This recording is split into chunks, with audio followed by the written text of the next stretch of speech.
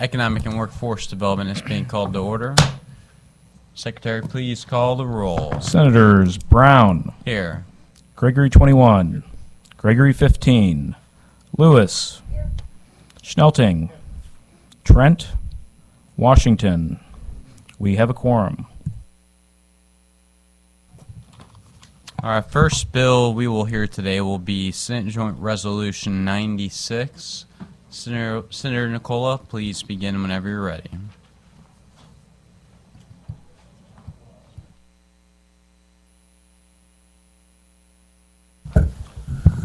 Thank you, Mr. Chair. Committee, thank you so much for hearing Senate Joint Resolution 96. And I apologize in advance, the same bill that Senator Bratton heard before you last week, and I should have got with him and brought them both together.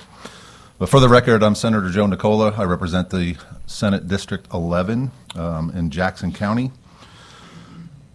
And today it's a very straightforward constitutional proposal grounded in a simple principle. Missourians should not be taxed on money that they have not actually received. Currently, unrealized gains are not taxed in Missouri, nor anywhere else in the United States.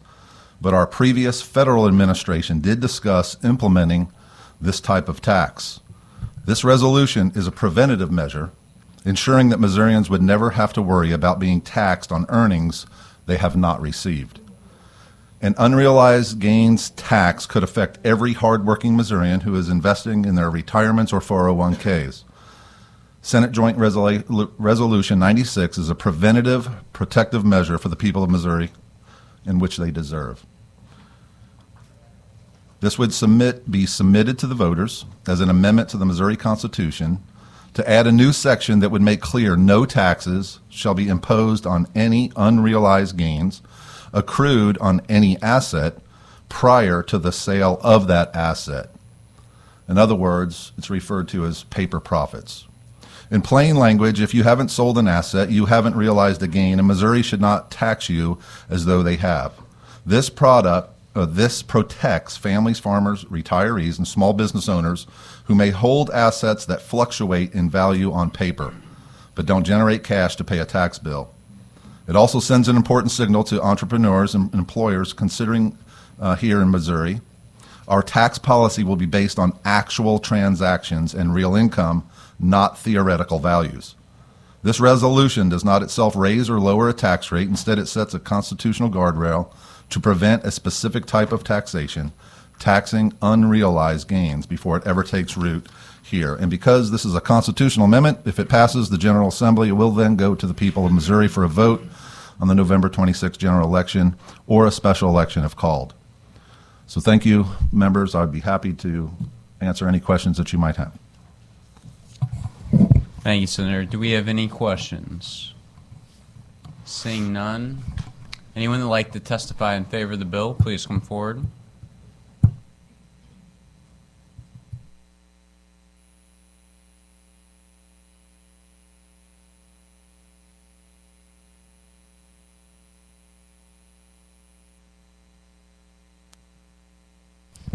Thank you, Mr. Chairman, members of the committee. My name is Arne C., AC Dienoff, State Public Advocate. This is a common sense piece of legislation. It gives a vote of we the people. We the people are sick and tired of taxes, especially in our state. If you take your combined income in anyone's household, you pay approximately 57 to 59% of taxes and fees to some form of government, whether it's the federal, the state, the county, the local levels, or special districts. As a matter of fact, in the last few weeks, our Missouri Department of Revenue, which I would like to have an opportunity, I've seen the director twice.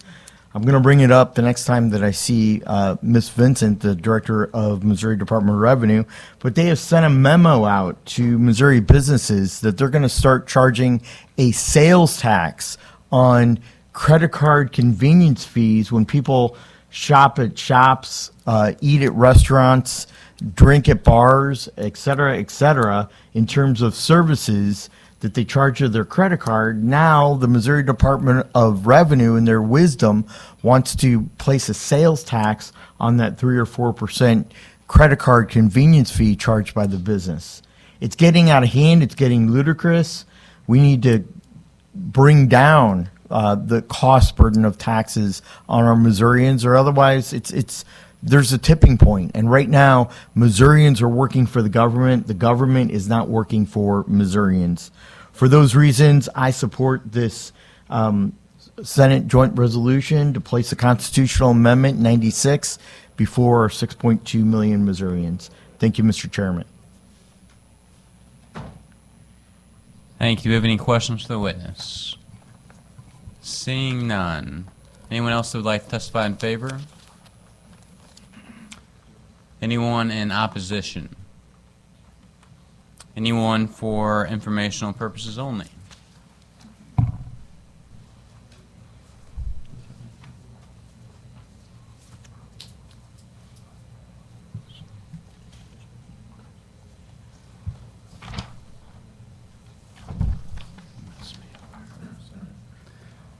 This concludes. Senator, do you have any closing remarks? I don't, but I just want to thank you again for hearing this resolution. Thank you. Of course. This concludes the hearing for Senate Joint Resolution 96. Next up, we will be hearing Senate Bill 1239. Senator Coleman, whenever you're ready.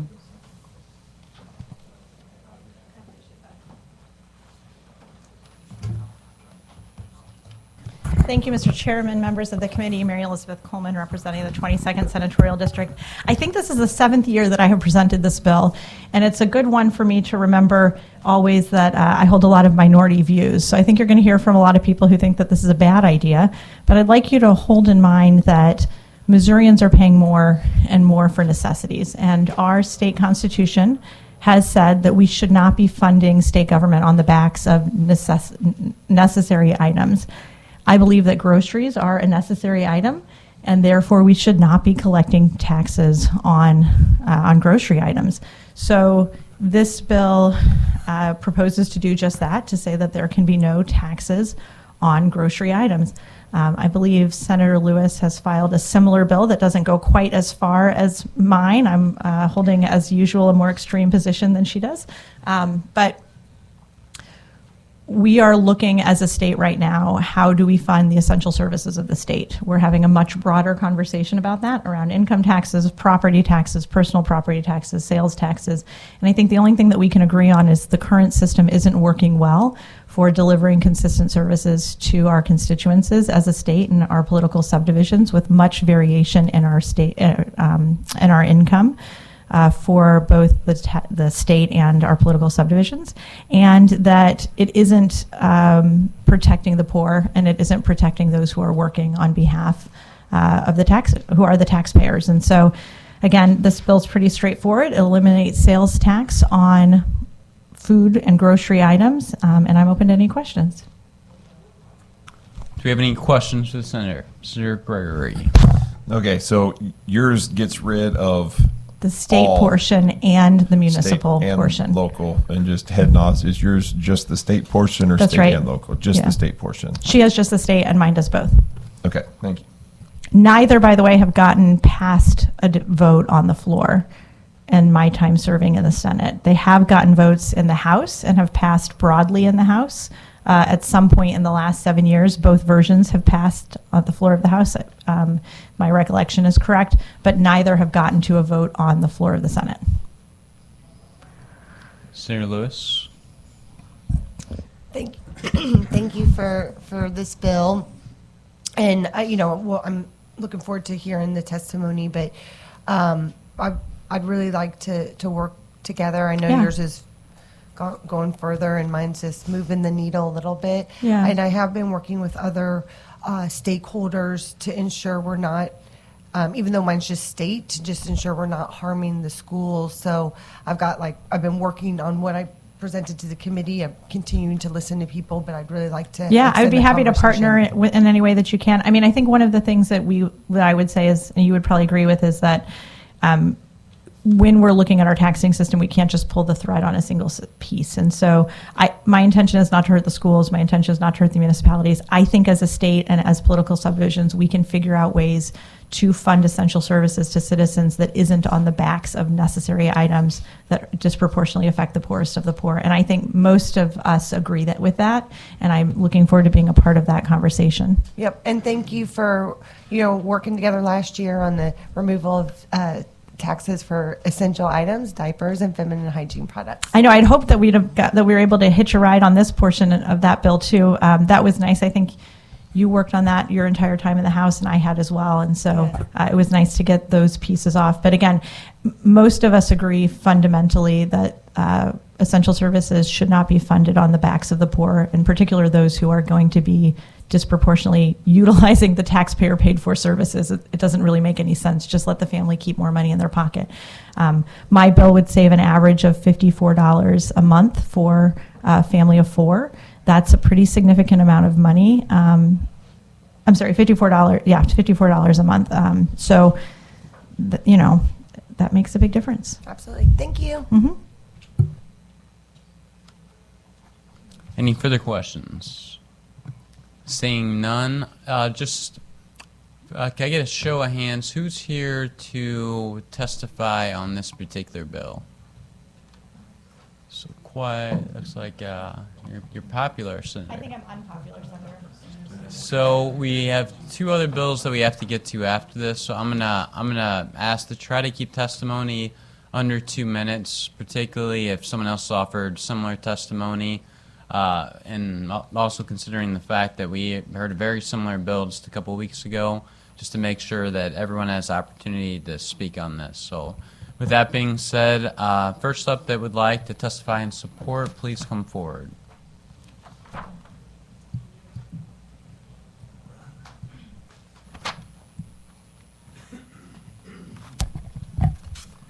Good morning, members of the committee. My name is Tyler Travers, registered lobbyist here today on behalf of Canby's Markets. Canby's is a food bank in the Kansas City metro region. They essentially help develop grocery stores in food deserts. So we believe that taking this regressive tax off of healthy food in those regions would be helpful. And I'm also here today as a registered lobbyist on behalf of Missouri Appleseed in support of this. Missouri Appleseed helps to reduce recidivism and create strong, healthy families, and we believe putting healthy food on the table is a great way to do that. Thank you for your testimony. Are there any questions? Seeing none, be sure to leave a witness form. And next up, to testify in favor.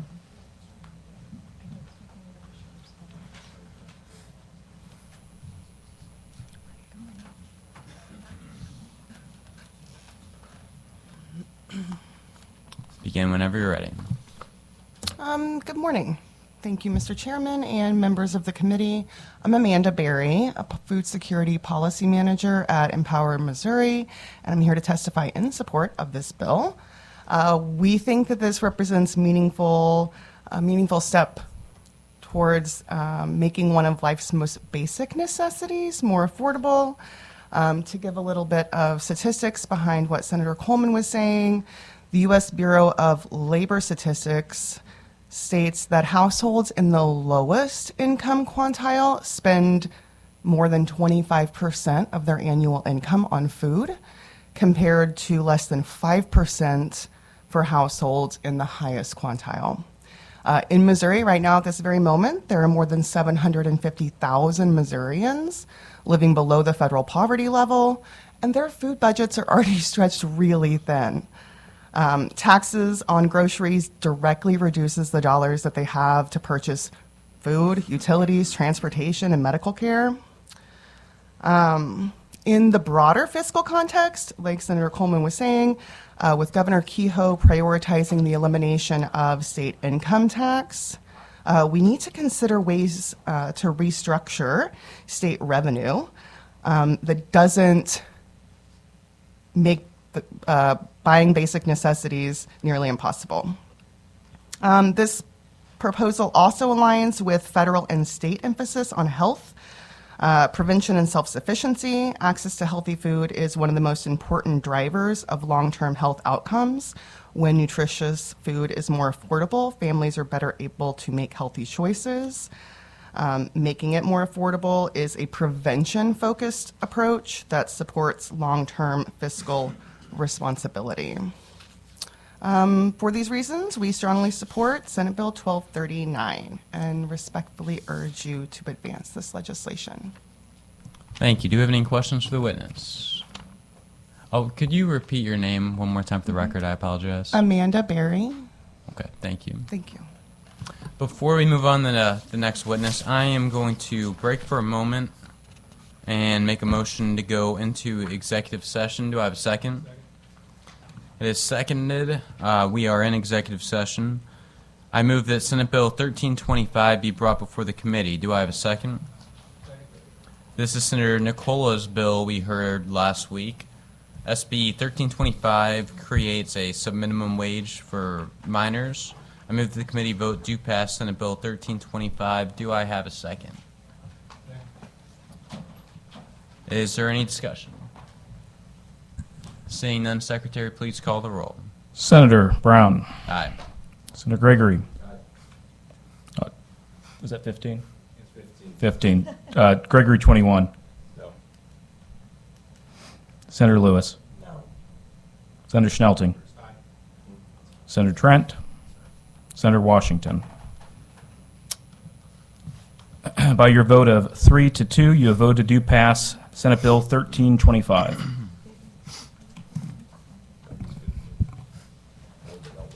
I now move that Senate Bill 1279 be brought before the committee. Do I have a second?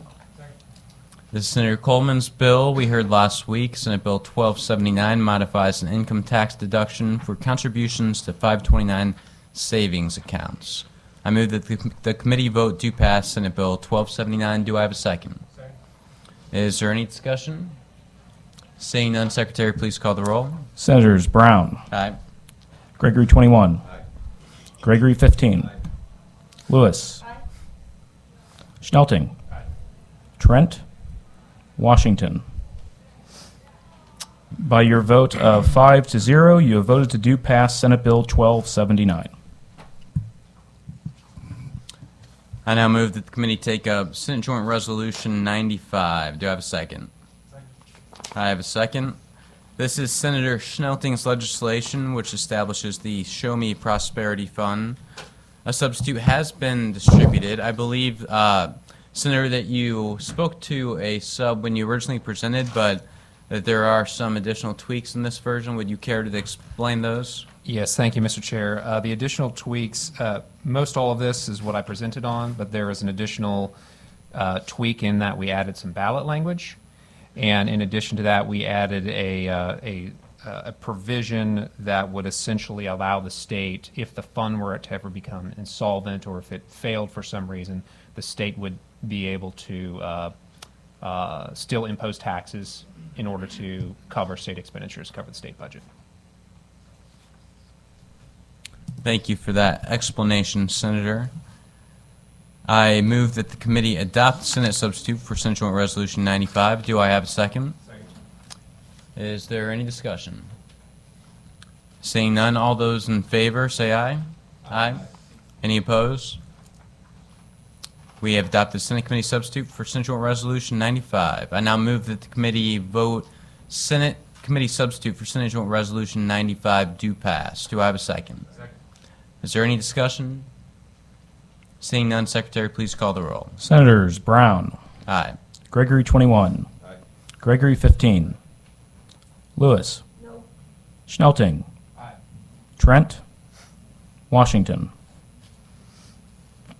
By your vote of 4-1, you have voted to do pass Senate Committee substitute for SJR95. I now make a motion to exit executive session and resume our regular hearing. Do I have a second? So we're back on the hearing for Senate Bill 1239. Anyone else that would like to testify in favor of this bill, please come forward and begin when you're ready. Seeing none, anyone that would like to testify in opposition? Good morning, how are you? Heads up before the hand. Right, yes. Good morning, Mr. Chairman, members of the committee. My name is David Dimmitt. I am the mayor of the city of Brentwood, Missouri, a municipality centrally located in St. Louis County, and I testify in opposition to Senate Bill 1239. Sales taxes, including taxes on the sale of food, is the lifeblood of many Missouri local governments. Local governments do not have income taxes and must survive instead on property taxes and sales taxes. It is important to note that the bulk of real property taxes do not go to support local municipalities, but instead to schools and other taxing jurisdictions. This fact explains municipalities' heavy reliance upon sales taxes. In return, we provide policing, fire protection, parks, road repairs, sidewalks, trash, yard waste, and recycling pickup, and building inspections to ensure public safety. Just to name a few, your local government and not the state of Missouri are the entities that provide those services. In Brentwood, sales taxes make up about 65% of total revenue, and a significant portion of the sales tax comes from the sale of food. In 2025, sales taxes on food generated just shy of $5 million in revenue. If grocery sales are exempted from sales taxes, the projected loss would be approximately 16% reduction in total revenue, not just the sales tax revenue. This significant loss would seriously impact our ability to continue providing core services to all who live, work, and play in the city. Another problem with the elimination of taxes on the sale of food would be the impact on municipalities to service debt obligations. Brentwood made long-term debt decisions based upon an expectation of a continuation of sales tax revenue, including sales taxes on food. In fact, the city undertook an $80 million flood mitigation project along Deer Creek. The residents were such strong proponents of this that they overwhelmingly passed a half-cent economic development sales tax, raising the sales tax from 1.5% to 2%. The debt service for this Brentwood Bound project for fiscal year 23 through 2043 every year is approximately $6 million, not counting other debt service payments that total $1.5 million. The money to pay this $7.5 million comes from sales taxes, a significant portion of which are sales on food. If there is a revenue loss of close to $5 million and the city must make the debt service payment, the first option would be to freeze capital expenditures such as fire trucks, ambulances, police vehicles, sanitation trucks, street sweepers, police and fire radio replacements. We are at time. I'll give Okay. you, if you have 10, 15 seconds, you Sure, can kind of. thank you. Thank you, Mr. Chairman. Every citizen is feeling the effect of inflation, and the pain of purchasing goods and services at the time of your city governments are no different. But cutting the sales taxes on groceries would be the wrong way to address this issue. Instead, it would only lead to unacceptable and potentially dangerous cuts to crucial services expected and deserved by local residents. Thank you. Thank you for your testimony. Do we have any questions for the witness? Seeing none, next up in favor.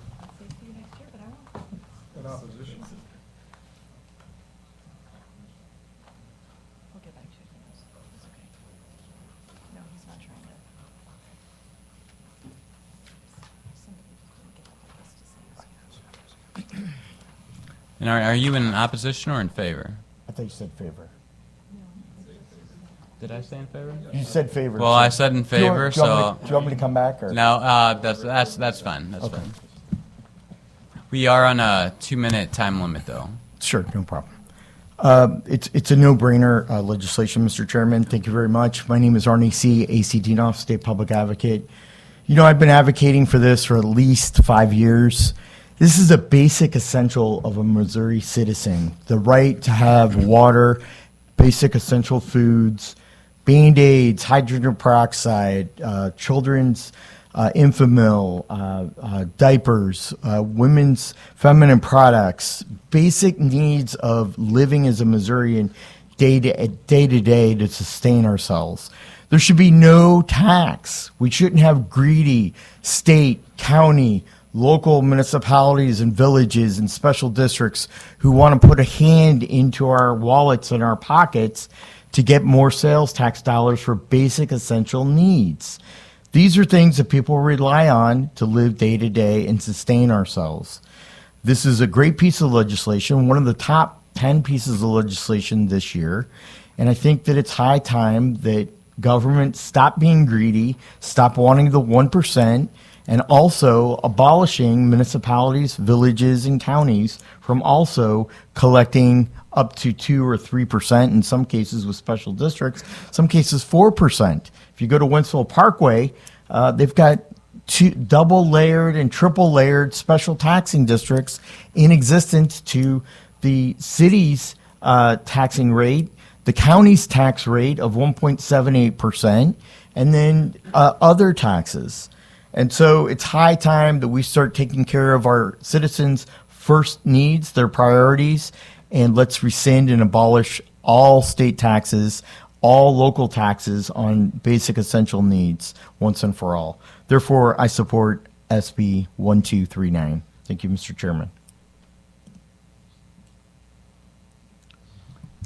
Thank you for that testimony. Do you have any questions, Senator Lewis? Good morning. Good morning. So you said her bill is one of the top 10, and I know we're not here to talk about my bill, but did I make the top 10? Well, yeah, yours is I combine all those bills together. So Okay. that's what I meant. And I testify for your bill Yeah, also. but I don't And- think you said I was in the top 10 in your testimony, so I just want to clarify. Got me on that one. Yeah. right? Privilege of not running, I guess. Yeah, I guess you got me on that one. But I supported your diaper bill last year too. I Okay. mean, it's just the right thing to do, regardless. But I didn't mean to leave you out. This is a bipartisan bill, by It the way. certainly is. It I'm doesn't just- matter I'm what just party you teasing. are. It's about doing the right thing. Okay, Thank you. Any further questions? Yeah. I just want to do one last call in case anyone came in late. Is there anyone else that would like to testify in favor of this bill?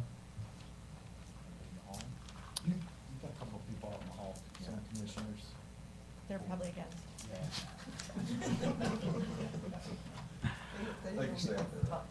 Okay.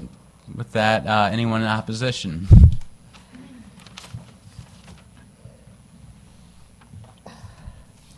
Good morning, Chairman, Senators of the committee. I appreciate your time.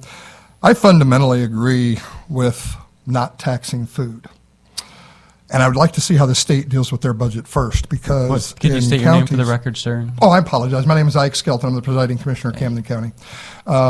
Again, I fundamentally agree with not taxing food. However, I'd like to see how the state deals with the hole in their budget first, because in Camden County, it's going to be a couple of $1 million, and I know that an awful lot of counties have the same problem.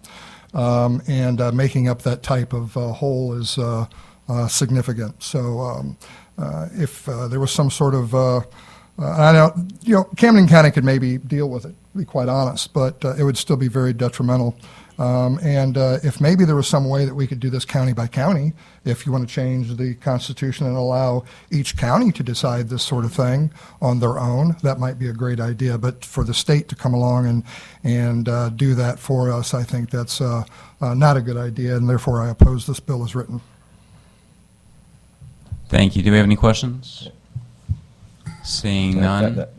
Oh, Sorry. seeing one Fire away. very large person with a question. Go ahead. Gregory the Larger. I think you echo the sentiments of a lot of people on this one. I meet with some of my city administrators up in the Clay County portion, and this is generally the number one concern that they have. And like you mentioned, the lake, I mean, if there'd be a way it could just be put on people that travel in, but obviously we're not going to ask where you're from, because Right.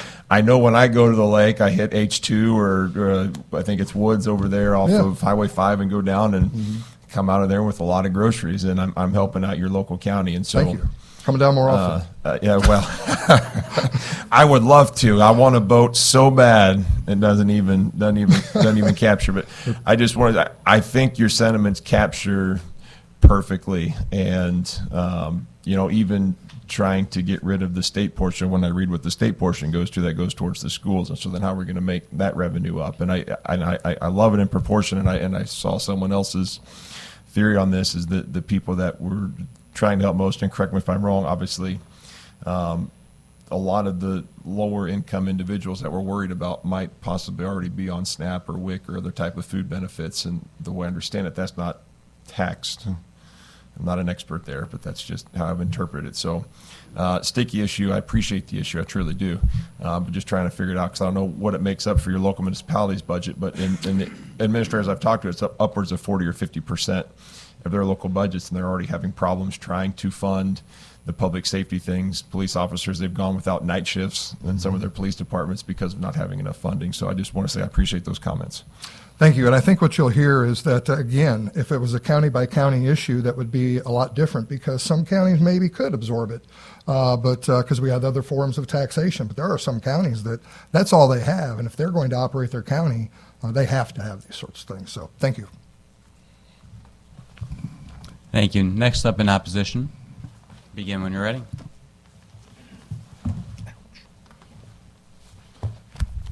Thank you, Chair, Committee. My name is Joe Gildehouse, Warren County Presiding Commissioner. Also, I represent the Commissioner Association of Missouri and also sit on Missouri Association of Counties. I oppose this bill. It will cost our county $1.8 million, and that portion goes to our jail and to our sheriff. And if we lose that, and the other half goes to our road and bridge, and that's our biggest funding for that item. So I know we have some other people testifying for municipalities, and I'll let them do that. So I'm oppose this bill. Oh, yes, I do. Thank you. Do we have any questions? Seeing none, thank you for your testimony. Next up, they'd like to testify in opposition.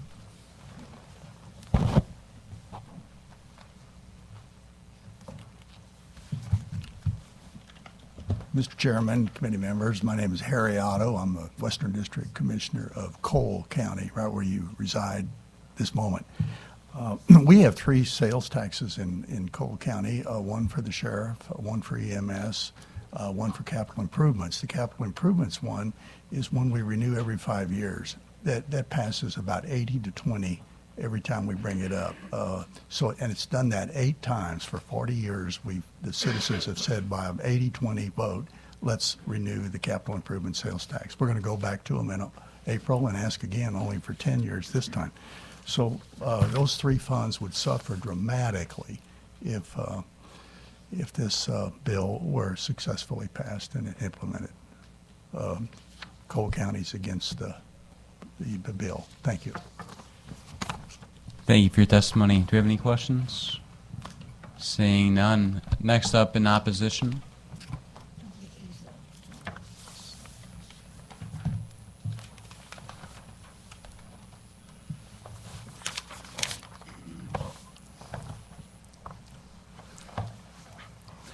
Good morning. Thank you, Mr. Chairman. Appreciate you all having the committee meeting today. My name is Dustin Kessler, and I am the mayor for the city of Morrisville. And Morrisville is a small town of about 400 in Polk County by Bolivar. Bolivar's our county seat.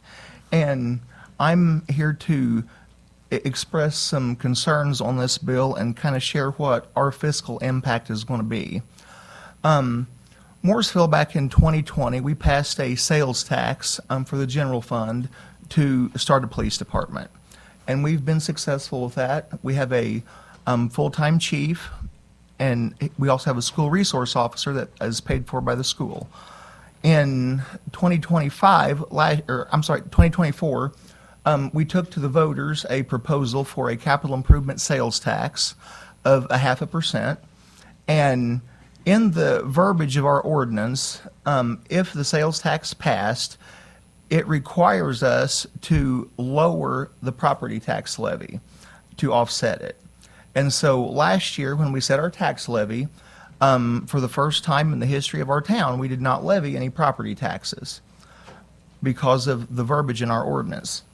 We also had another ordinance and proposal that failed the first time because of some confusion in the language, and that was for transportation for our roads. And it failed by 3 votes the first time. People thought it was a gas tax. Once we got that clarified, took it back to the voters, it passed 33 to 3. So it was almost a unanimous vote on that.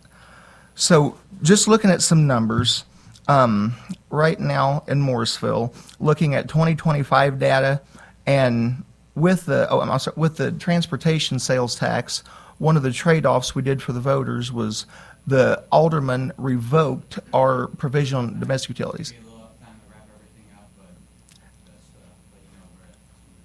Okay. Can I give one more? Okay. Number-wise, we right now bring in 96,000 off of our sales taxes combined. If this passes, we will lose $30,000 of that. And property taxes that gets offset is a little over 14,000. Thank you very much for your testimony. Any questions, Senator Gregory? Appreciate you coming up. Small town, Missouri. That's my heartland. I pulled up Morrisville. Never heard of it. Hannah's General Store, Dollar General. Is that about the only two places? Those are our two top sales. So Dollar General actually is in city limits and not out in the cornfield? They are. Just barely. So those are your only two opportunities for collecting sales tax in Morrisville? There is some online stuff that comes through on the sales tax, but Because of the Wayfair, I'm assuming, yeah. correct? Yeah, because we do See have the Nottingham. use tax. Okay, so that's what's coming in. And I'm assuming like any other small town across Missouri, the roads and streets and everything, Yes, a lot of roads, them probably streets, haven't been sidewalks. touched in forever. And we have gravel roads. We have very few paved streets. Yeah, okay. Thank you for coming up today. You're welcome. Any further questions? Seeing none, thank you for your testimony. Next up in opposition.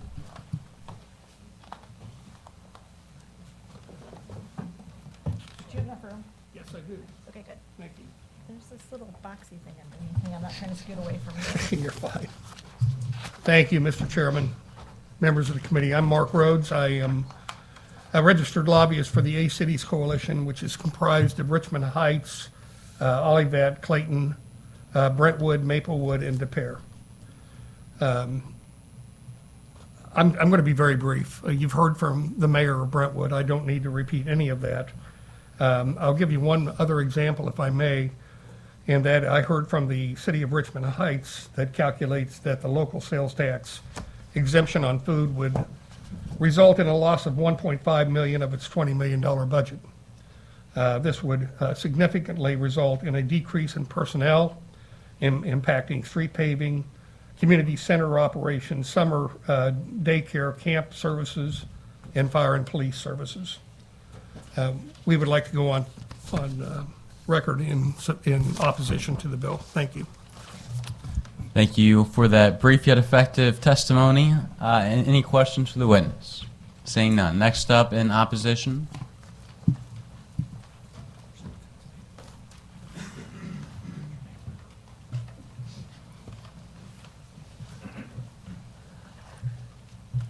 Good morning. I'm Michelle Heiliger. I'm the mayor of Wright City, Missouri. So I am here to speak for Wright City and all small rural communities. Our city is comprised of about 5,700 people. Our operating budget is just at $4 million. Of that, $1.8 million goes to our police department. Between SB3 and this bill, we would lose 25% of our operating budget. The only place we can go to make that cut is into the police department. So we would have officers who are operating alone at night. We are one of the most dynamically growing cities in Missouri at this time. I think the conversation should be how do we lower the price of groceries rather than how do we reduce the tax or eliminate the tax. I also operate my own private charity, and I get more requests to pay utility bills right now to keep people's lights on than I get requests to help them pay for their groceries. People can't afford their utility bills anymore. They went from $200 to keep a mobile home to $600 to $700 a month. And so I understand the purpose of what we're trying to do, and we deal with, in our specific municipality, we have a large number of people who are below the socioeconomic levels, right? They're living below the poverty level. And we do everything that we can to help them. But when you strip the ability for a municipality to offer services, then you're only punishing the people that you propose to be trying to help, right? We can't continue to operate. It's sort of been an accepted idea that small communities need to learn to do a lot with a little. Until I joined the board, our city had operated in a deficit budget for 7 years. And our board has just gotten us into the positive. We've taken out bonds that once these bills pass, we won't be able to pay. So I ask you to think about rural communities. We don't have the sales tax base that you're asking us to figure out how to replace. We can't do it. And so you're going to be punishing people who live in rural communities who already can't afford how they're living. And then you're cutting the services that municipalities provide. So you need to remember that revenue equals services. That's how it goes. Municipalities and taxing districts provide those things. Thank you. Thank you for that testimony. Do we have any questions for the witness? Seeing none. Next up, they would like to testify in opposition.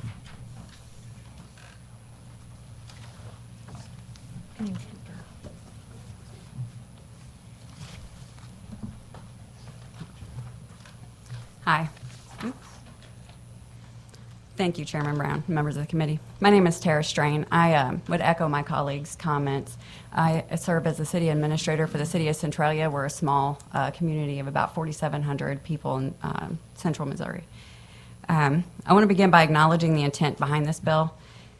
Food costs are a real concern to Missouri families, and local governments share the goal of reducing that financial strain on our residents, especially those with lower incomes. However, many of the households this bill intends to help are already exempt from paying sales tax on groceries through existing programs such as SNAP and WIC. As a result, eliminating local sales tax on food would not significantly reduce grocery costs for many low-income families. In practice, this proposal does little to address the root causes of food insecurity or poverty. At the same time, the impact on local governments would be substantial. Sales and use tax on food represent a meaningful portion of municipal revenue, especially in smaller municipalities. These funds support essential local services that my colleagues have already mentioned, such as police and fire protection, street maintenance, parks, and other community services. The elimination of these revenues statewide is estimated to result in over $1 billion in lost local funding. For cities like mine, that loss would not be abstract. It would directly affect our ability to maintain infrastructure, respond to emergencies, and provide safe and livable communities. It's also important to note that removing the local sales tax on food does not guarantee lower prices for consumers. Prices are influenced by many factors beyond taxation, and there's little evidence that this exception would result in meaningful or lasting price reductions at the checkout counter. If the goal is to support low-income Missourians, a more comprehensive state-level approach would be far more effective, one that targets assistance directly without undermining the financial stability of local governments. And for these reasons, I respectfully urge the committee to consider the unintended consequences of Senate Bill 1239 and to oppose its passage. Thank you. Thank you for that testimony. Do we have any questions? Seeing none. Real quick, can I get a show of hands? Who still would like to testify on this bill? 1, 2, 3, 4, 5, 6. All right. All right, next up in opposition, please come forward.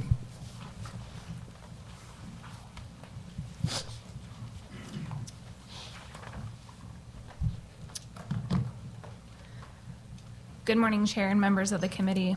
My name is Abby Ogborn, and I'm the city manager and city clerk for the city of Wright City, Missouri. I also serve on the board for our local area Chamber of Commerce and Economic Development Council. I'm here to speak on behalf of communities like mine, small towns in rural Missouri that stretch every single dollar to provide the basic services our residents depend on. For my community alone, this exemption would reduce our budget by just over $121,000.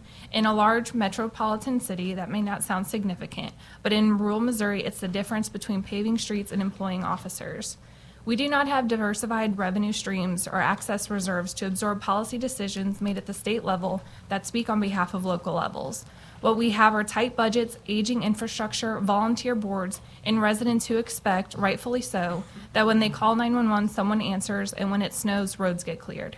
Removing a portion of that revenue without a guaranteed permanent replacement does not reduce cost. It simply transfers them. And in rural Missouri, we can't transfer them anywhere else. I urge you to consider the long-term impact of small cities. Rural communities cannot continue to be asked to do more with less while tools are steadily taken away. Thank you. Thank you for your testimony. Do we have any questions? Seeing none, just be sure to leave a witness form and perfect. Next up in opposition.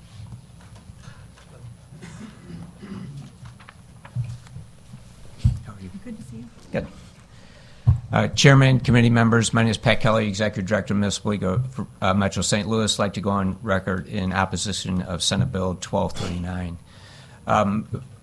Earlier today, I sent an email to all of you with a report, a link to the Department of Revenue's website, and it shows the 2025 sales tax collected throughout the state on groceries or food, totaling just over $1 billion. The reason I sent that to you is because you can take a look at that and see how it would impact your specific counties and municipalities within your district.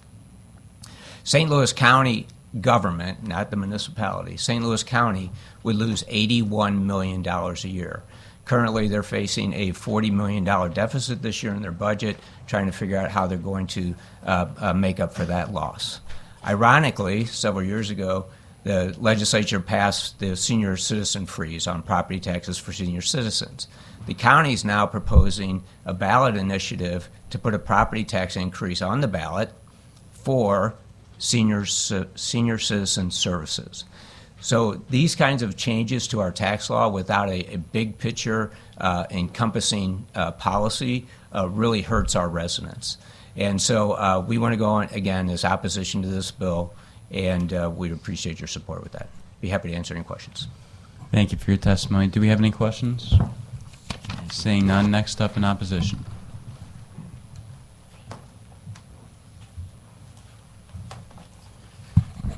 Good morning, Mr. Chairman. Tony Duggar, registered lobbyist for the City of Joplin and the City of O'Fallon, and we want to go on record in opposition to this bill. It would be devastating to both of those cities. Thank you. Do we have any questions? Seeing none, next up in opposition.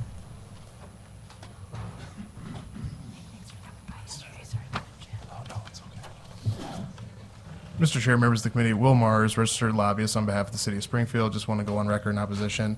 In speaking with our city attorney, the hit to Springfield would be $23.7 million.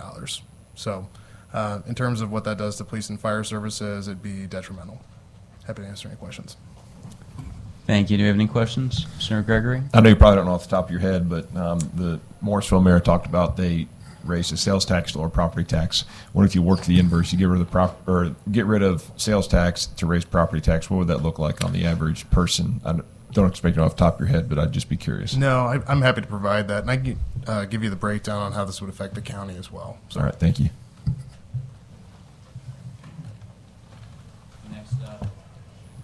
Next up in opposition. Hi, good morning. Hey, good morning. Good morning, Senators and Frank. I'm David Clarich, today appearing on behalf of the City of Eureka in opposition to the legislation. Cost us about $1 million a year as a destination tourist city, and appreciate the sentiment, but understand the economic consequence. So thank you very much. Are you online? I am, thank you. Thank you. Next up in opposition. Of course. Brent Barrick, City of Perryville, Missouri. I'm the city administrator down there. We have 1.875% local sales tax. 1% of that is a GR sales tax. 0.5% is transportation trust, and 0.375 is capital investment.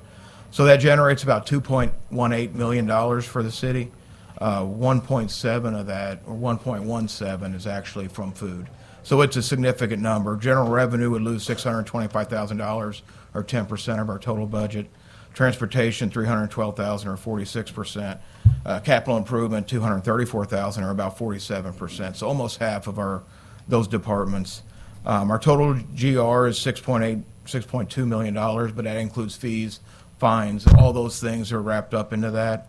Our police department budget, which you did not hear of police or fire department tax, is about $3.1 million. 1.7 of that is salaries. So if you're looking, while not the intention or certainly the name, the result is for us and many of the communities that have already spoke, it's to defund the police, defund the fire department, because that's where our personnel costs are at. We're already bare bones minimum. We have 2 officers on at nighttime. We don't want to go less than that. I don't think you guys would want us to either. So we have 17 road officers. Each of them making about $77,000 a year. So this would be roughly, eight and a half of those people. Does it make sense to do that for our community? we would argue it does not. And that doesn't touch the parks, it doesn't touch the quality of life things that make each of our communities special to those that live there. So that's all I have, and we would speak in opposition to it. Thank you for that testimony. Do we have any questions for the witness? Oh, could you repeat, what city are you here representing? Perryville, Missouri. Okay, thank you. Seeing none, next up in opposition.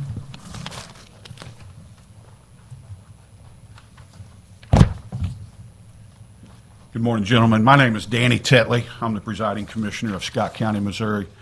Scott County has a population of roughly 38,000. My first year in office, our unencumbered balance on our budget was going to be $15,000 at the end of our fiscal year. This bill would cut in 2024. If this bill would have been into place, it would have cut our general revenue by $462,000 in 2025. Tax on food would have, if this bill goes into place, would cut our budget by $565,000. We operate on 3 1/2-cent sales taxes. So you guys do the math on a $2.5 million budget, that's roughly 20% of our budget would be cut, and we just can't sustain that. So we're here in opposition. Thank you. Thank you for that testimony. Do you have any questions? Seeing none. It's a little tight, sorry. It is a little tight. Thank you. Next up in opposition. No, you're great. Good morning. I'm Laura Holloway, Executive Director with the Missouri Municipal League, and just here to testify in opposition. Many of our communities are concerned about this bill and what it would do for the funding that they need, of course, for those critical services. So just echoing a lot of what our folks here said today, and happy to help with any questions.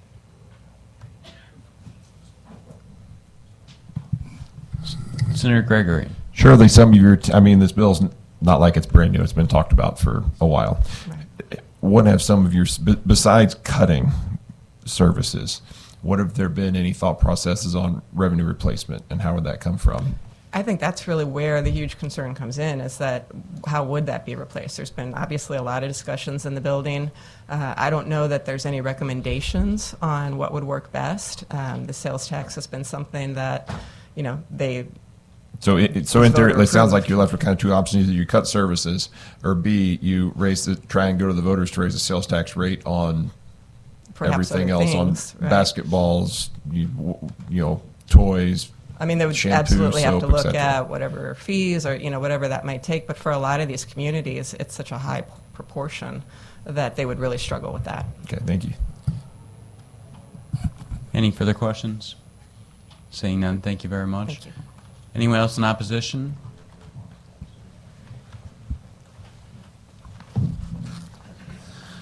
Thank you, Mr. Chair and Committee. I'm Gary Youngerman. I'm the presiding commissioner of Callaway County, but I'm here also representing the Commissioners Association along with the Missouri Association of Counties. I'm going to ditto everything that's been said against this bill. We're a unique county. It would cost us about $1.6 million, and we have a mid-$30 million budget. We're unique in the way that we're rural, but we're not as rural as the third-class counties in the state that struggle deeply trying to create budgets anyway. But we're in a situation where we're very close. We're connected with Boone, we're connected with Cole, and to try to keep law enforcement in Callaway County, which is the 7th largest county in the state of Missouri. We have Interstate 70, Highway 54 that runs through us. It is difficult for us to keep things because of the cost of doing business gets higher and higher.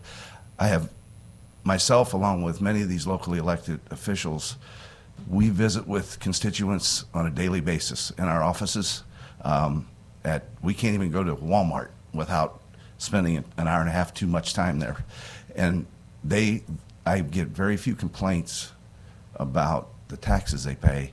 It's the services that they want and additional services that they want. And us to try to figure all this out with the budgets we have currently are hard. If we get dollars taken away from us, it's going to be impossible to meet the needs that we need to meet to keep services and doing what we do. Thank you for your time. Thank you for your testimony. Do we have any questions? Next up in opposition. Going once, going twice. Anyone for informational purposes only? not sure the rules since I testified on Empower face with If you have a different client, you're able to Can testify. I just offer information as just myself? I just wanted to answer some of Senator Gregory's questions. Sure. Amanda Berry, testifying as an individual. I just wanted to point out that he was correct. SNAP purchases do not have sales tax on them. And then I also wanted to share that for a family of 4 to be income eligible, your max annual income is $41,796 a year. And then I also wanted to say statistically, people reduce for food purchases and consumption so they can pay rent and utilities. That's just what I wanted to say. Just make sure you put another word. Thank you for your testimony. Do we have any questions? And so that was just kind of on your own. What was the group that you testified So I'm a for? food security policy manager with Empower Missouri. Okay, Empower, And I gotcha. offered testimony and support, but I've Gotcha. never been to the end and been like, oh, there's more. So Okay. I wasn't sure how to go about it. Which is all good. Pardon? We're going to have it with your in favor. Okay. Yeah. Thank you. Anyone else for informational purposes only? Seeing none, this concludes, well, Senator, do you have any closing remarks? You've been so kind. No, All thank you. right. This concludes the hearing for Senate Bill 1239. Next up, we will be hearing Senate Joint Resolution 73. Senator Moon, please begin whenever you're ready. Everyone should have a little more breathing room, it looks like.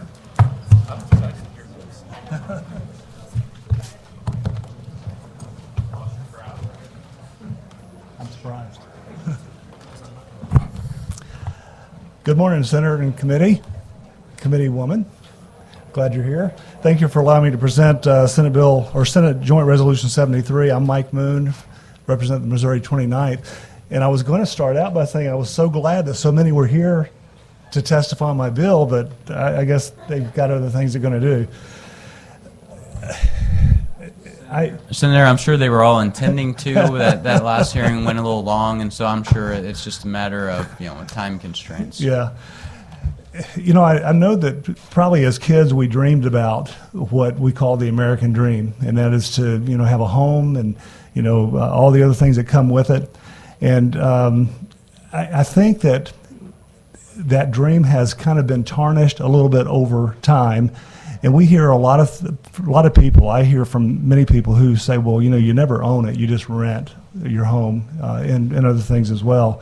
And so, Senate Joint Resolution 73 aims to allow people to actually own their home and property outright, and it does so by allowing a tax exemption for your real property, provided you take some steps to do that. So after January of 2027, a person would qualify, the homestead would qualify as their primary residence.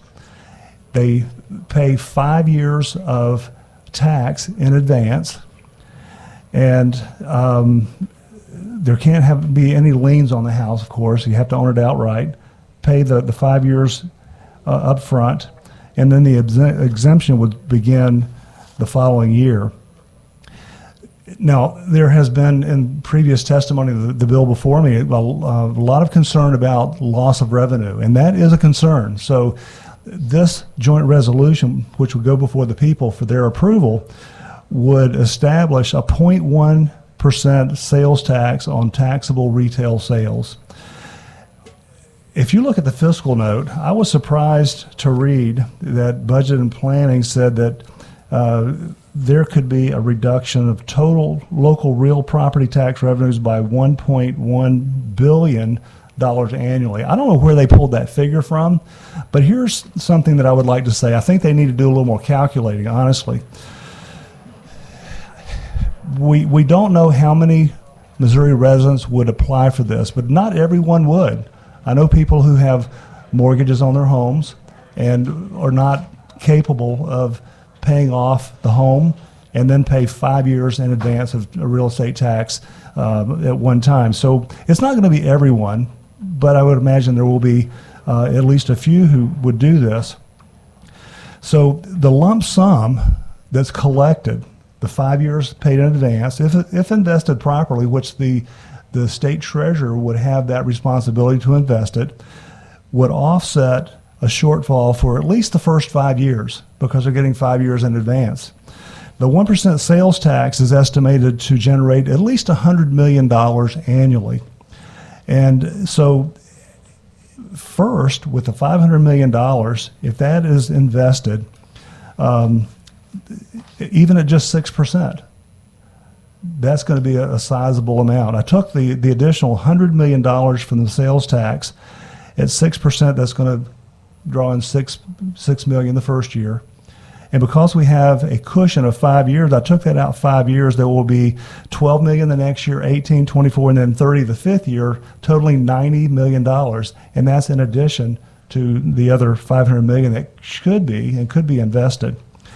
We need to take extra care not to just spend the money. We need to invest it wisely. That could be done. And the outcome would be outright ownership. And I imagine that just as I have heard from a lot of Missouri residents, there are others perhaps in your district too who want to be free of renting their home and property. That would satisfy them. And then the continued funding of necessary proper government services will be there because of the investing of the 5 year prepay and the $100 million afterward. And that could grow too as more people come in, whether it be tourism or whatever, to add to those funds. That's the nuts and bolts of it. And if you have a question or two that I can answer, I'd be glad to try, or I'll do my best to find the answers if I don't have it today. So, Senator, so if I'm understanding this, would this essentially do away with real property taxes, but use the increase in sales tax to backfill? Yes, a slight increase of 0.1%, which is minimal. And so you have to qualify with first having a lien-free home, mortgage-free, and then you pay 5 years up front, 5 years of real estate taxes up front. And so that money, we don't know exactly what that would be, but it would be a sizable amount, I think, would be given to the treasurer. And then here's the other part I didn't mention, which to get the money back, each county would have to submit their losses for that year from what would have been paid by the homeowners to the state treasurer, and then they would disperse the funds. So a taxpayer, you'd have to prepay essentially 5 years worth of taxes in order to qualify? Yes. Okay. All right. Thank you very much. You're welcome. Any further questions? Senator Lewis? Good morning. Good morning. Sorry you lost your crowd. I know it.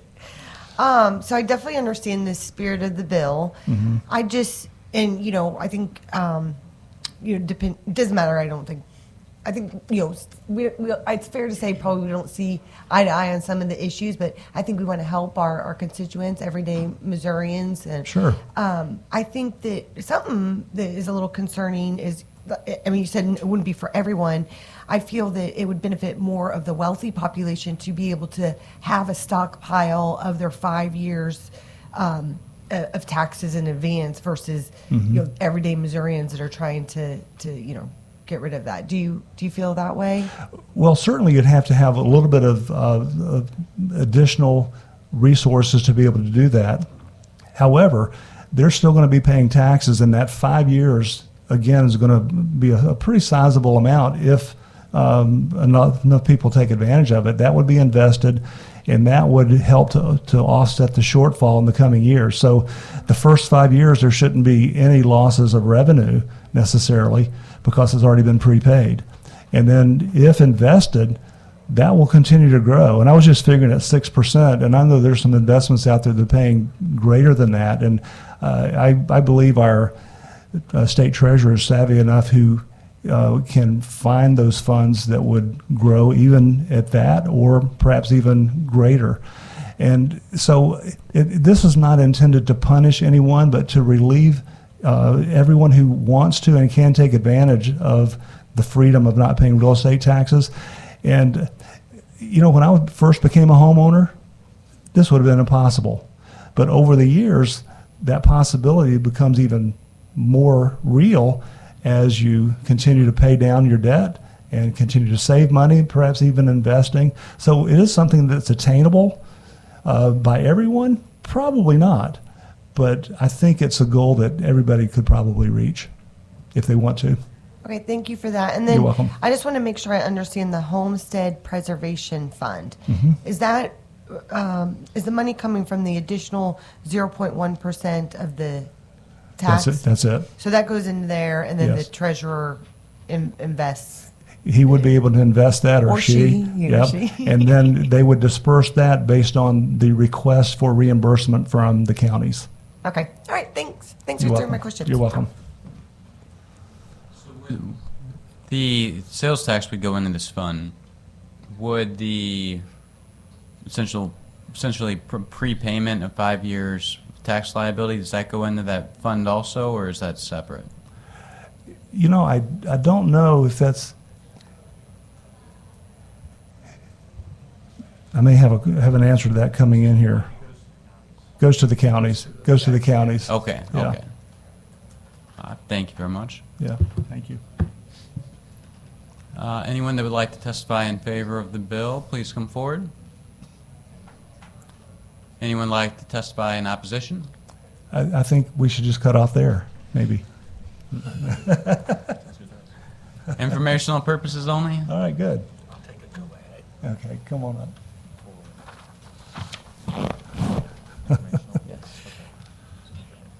Thank you, Mr. Chairman and members of the committee. For the record, Steve Hobbs, Missouri Association of Counties. I'm their executive director. And testifying here on informational purposes, I intended to get by and visit with the senator about his bill. He did a really good job of explaining it. We do not have specific language in our resolutions addressing this, but I really want to applaud the senator because he has been listening to the concerns of counties and cities and political subdivisions around the state, that you just can't, as a state, come in and say, hey, we're going to do away with this revenue stream that you provide services with without a replacement. Now, of course, the devil's in the details, but we look forward to working with the senator to explore this because it's a unique idea. It's thinking outside the box. And it might be a pathway to where we could give some citizens relief. And the 1/10 of one sales tax, I believe that's exactly what the Department of Conservation gets. They get 1/10 or an eighth. They get an eighth. So it'd be slightly less than that. One of the concerns we had was, well, how do you implement it? And I think the senator did a good job of explaining about paying in 5 years because there would be a lag time on collecting that sales tax, and we'll have to work out the details on that. But it's very intriguing, and I think it's something that our members would like to explore some more. So I'm happy to answer any questions. I wish more of the committee members could have stuck around because I learned a lot here today. That's certainly an interesting, out-of-the-box idea. I think we could probably use a little bit more of that kind of thinking around here. I agree. Do we have any questions for the witness? Seeing none, thank you for your testimony. Thank you, Senator. Anyone else for informational purposes only? Seeing none, this concludes the hearing for Senate Joint Resolution 73. We have one last bill we will be hearing today. Last but certainly not least, we have Senator Fitzwater presenting Senate Bill 1576. Please begin whenever you're ready.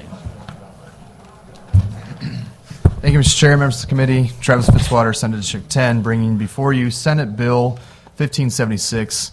This comes from my own desire to honor my Irish heritage, but also because we have a great relationship with Ireland and the state does a lot of business with the country. This is an effort to create a trade commission between Missouri and Ireland. The governor would appoint three members, the Senate and House would both appoint 3 members, and they would study how that relationship impacts our economic development opportunities in Missouri. And it shouldn't have any cost, just it's a way for us to continue to build that relationship with Ireland, which has been so strong over so many years. And I have a letter that I'll distribute if you all want it, from the chair of the Irish Senate, which is basically the president of the Senate in Ireland. He's been a friend for many years, and this is a genesis of his idea. He's been barnstorming the country, the United States, talking to states about implementing these same strategies to continue to develop those relationships with states that have such massive economic partnerships between Ireland and the United States. But I just want to read a little bit of this because I think it's so poignant. He does a great job. And I'm also, just to honor him and his efforts, he literally comes to America. He'll hit 10, 15, 20 states in a number of days. He'll rent a car and just drive around the country, which is crazy, his schedule. So just want to honor him with that, but I'll get into it and then I'll allow anybody to come up and speak on it. But the letter says, "Dear Chair Brown, in advance of your committee hearing on the Missouri SB1576, I wanted to share some information which may be of interest to you. Ireland is the sixth largest investor in the United States. The Ireland Trade Commission is intended to build on this two-way relationship. Since the United Kingdom left the European Union, Ireland is now the largest English-speaking country in the EU and serves as a strategic gateway to the European Union for U.S. states, offering access to a single market of approximately 500 million people across 27 member states, with 950 U.S. companies based in Ireland already using it as a gateway to the EU. More than 1,000 global companies have chosen to base their operations in Ireland to access this market. As this is an all-island commission, and with Northern Ireland being part of the UK, this arrangement also enables U.S. states to access both the UK and EU markets simultaneously, an important advantage in today's global economy. Ireland and the United States have a long and enduring relationship. There are people alive in Ireland today because U.S. legislators at both state and federal levels not only got involved, but most importantly stayed involved at a critical time in the peace process. That continued commitment has been vital to securing and maintaining peace on our island. I will always be deeply grateful for the dedication and leadership shown by many in the United States. The Ireland Trade Commission legislation was drafted by a member of the New Jersey American Irish State Legislators Caucus following their trip to Ireland in 2022. The members of the caucus asked, after their visit to Belfast, how they could help support the peace process and the Good Friday Agreement, and this legislation was the result of their discussions. The legislation was taken up by Speaker Roger Hanshaw of West Virginia, and it was signed by the governor on St. Patrick's Day. As America and Ireland approach the 250th anniversary of the War of Independence, we will honor the enduring contribution of the Irish people to America's struggle for independence. As George Washington is reported to have said of his Irish soldiers, when our friendless standards were first unfurled, who were the strangers who first mustered around our staff? Erin's generous sons. Ireland, thou friend of my country in my most friendless days. With these commissions, which have already been established in 25 states, we are continuing and increasing our relationship, the creation of educational, economic, governmental, and people-to-people links. If you have any questions, please get in contact. He's an incredible guy. He calls me at 3 in the morning sometimes from Ireland, their time, because they're ahead of us several hours, and we'll talk, and I'm like, why are you not sleeping? But he's become an incredible friend and a great advocate for our relationship, and appreciate that very much, and that's why I'm carrying the bill. Thank you, Senator. Do we have any questions? Senator Lewis. So I heard you say like Belfast and stuff. So does this include Northern Ireland? So Ireland is in the process of working out what the geopolitics are in their own country. They certainly have a relationship with Northern Ireland and the UK. After the Good Friday Agreement, there's a lot of dynamics in their country. We're talking about Ireland, the free state of Ireland. I know Belfast is in Northern Ireland, but they've got to work out those issues over time. I'm really excited for them to hopefully unite their country over time. We'll see how that plays out, but this is really an Ireland, the free state of Ireland, and Missouri commission. Okay, and then is this the identical language to, would you say New Jersey? Yeah, this is based on other states that have implemented the same thing. Okay, and how many other states? He says 25. I'm not entirely sure. We just based it off of New Jersey, which I believe is New Jersey, which is a very simple. The governor appoints 3. The state House and state Senate both get 3 members, so a 9-member commission. Okay, thank you. Anyone that would like to testify in favor of the bill, please come forward.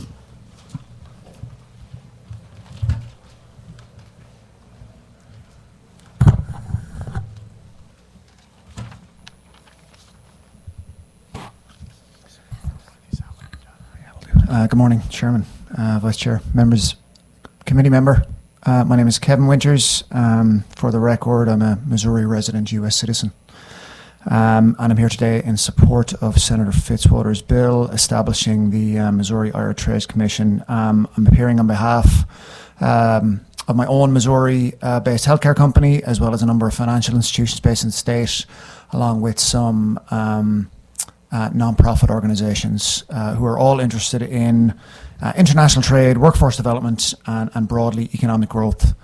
Thanks for the opportunity. So like what Senator Fitzwater said, that the legislation grew at a kind of bipartisan efforts by state legislators who asked the question, how can U.S. states play a constructive role in supporting long-term peace, stability, and economic cooperation following that Good Friday Agreement? And the Trade Commission broadly is the answer to that question. So, you know, besides the historical importance of that, Ireland is that strategic economic partner.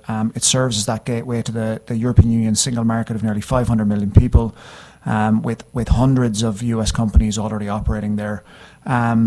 Northern Ireland's position within the United Kingdom allows states like Missouri to engage both the UK and the US market. So uniquely positioned there as that only speaking entity within the EU with a foot within Great Britain.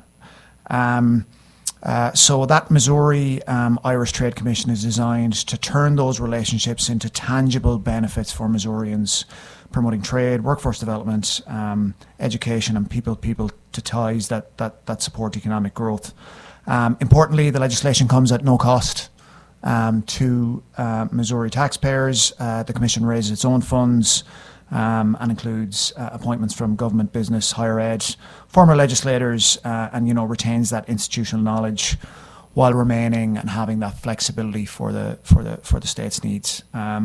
25 states so far have passed the legislation. We've got about 10 more going through various other state legislatures at the moment. And allows us to kind of join that group and leverage that existing framework, but tailored specifically to Missouri priorities. So thanks again. I respectfully ask for your support of Bill 1576 and be happy to answer any questions. Thank you for that testimony. Do we have any questions? Seeing none, please be sure to leave a witness form. Anyone else that would like to speak in favor of the bill? Seeing none. Anyone in opposition? Anyone for informational purposes only? Why are y'all still here with me? Everybody's interested in this trade commission. It was very, very fascinating bill and presentation. Excellent job. Do you have any closing remarks, Thank Senator? you. I appreciate it, Mr. Chair. It's been long enough. Thank you. This concludes the hearing for Senate Bill 1576. With no further business coming before the committee, I make a motion to adjourn. Do I have a second? Then we're stuck here. Second. We are adjourned.